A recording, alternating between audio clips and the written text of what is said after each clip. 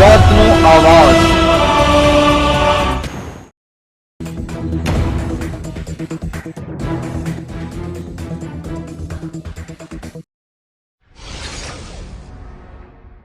અમરેલી જિલ્લાના ખંભા તાલુકાના પત્રકાર દ્વારા મામલતદાર સાહેબને આવેદનપત્ર આપવામાં આવ્યું।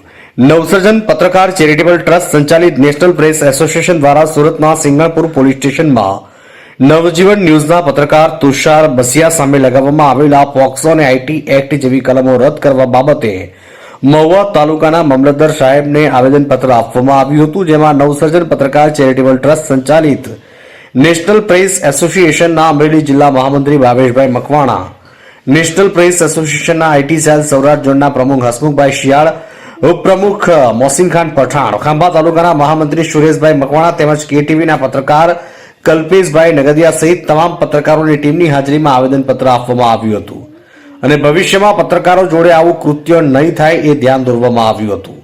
અમરેલીથી અમારા પ્રતિનિધિનો રિપોર્ટ।